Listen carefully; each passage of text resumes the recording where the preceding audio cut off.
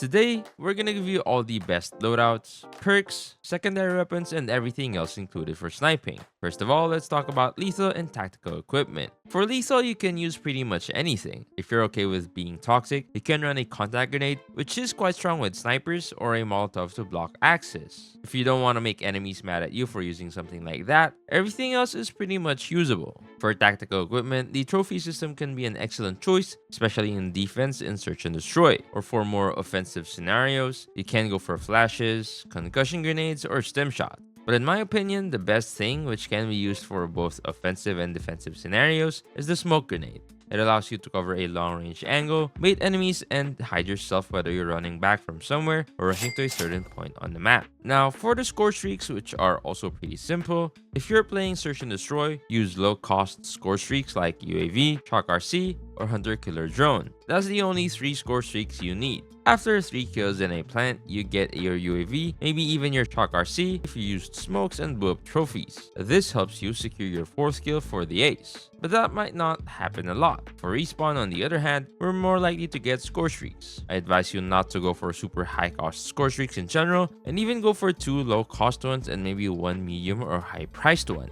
like UAV, counter UAV, and advanced UAV, or even UAV, a hunter killer drone, then a stealth chopper. Unless you play super passively, you'll get killed quite usually unless you start a massive clip. And even if you play passively, thanks to the existence of the BP-50, you can get absolutely smoked at 30 meters by an AR with no recoil.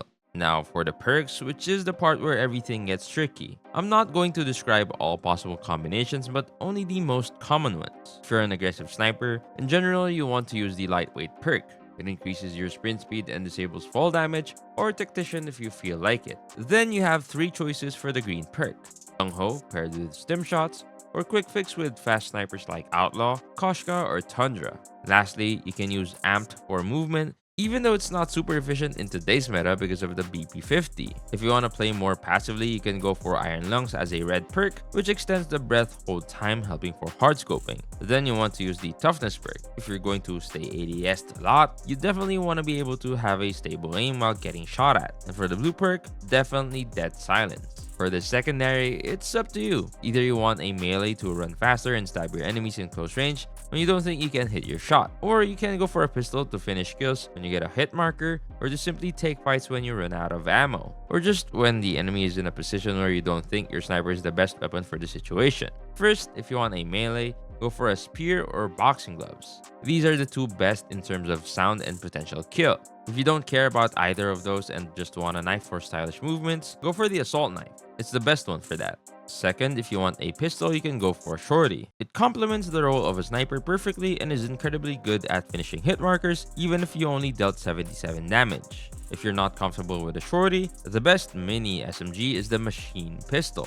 And if you want something that can 2-shot easily or even get a 1-shot, go for the J358 or a 50GS, but the J358 is just better. For the operator skill, it's a matter of preference. But what would fit best if we had no constraints would be the Annihilator, to have a 1-shot kill weapon with an auto aim system, which is nice for getting clips, or the Kinetic to give you more health points, which will help you survive. Now, just a little heads up on the snipers for some specific roles. The HDR and Rytech are the best for passive playstyles. The Koshka, Outlaw, XPR, and Kilo Bolt Action are the best for aggressive playstyles. The DLQ and the Locus are good for both, even though the DLQ is better for passive playstyles since it can carry FMJ, a suppressor, and a great hitbox all at the same time without sacrificing any stats. It also has better flinch resistance than the Locus, which again helps for the passive playstyle. And overall, the Tundra beats them all for everything. So just use a Tundra.